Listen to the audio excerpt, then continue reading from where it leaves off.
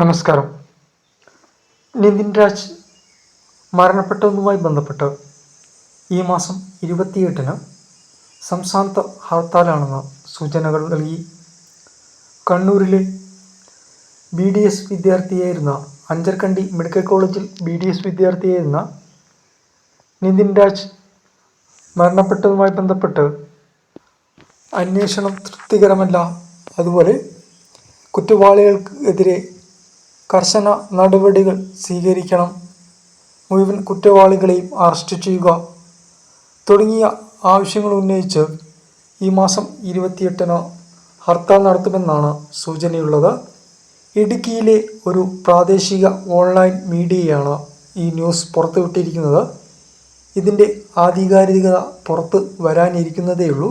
കൂടുതൽ വിവരങ്ങൾ പുറത്ത് വരാനിരിക്കുന്നതേയുള്ളൂ. ഇടുക്കിയിലെ ഒരു പ്രാദേശിക ഓൺലൈൻ ചാനലാണ് പുറത്ത് വിട്ടിരിക്കുന്നത്.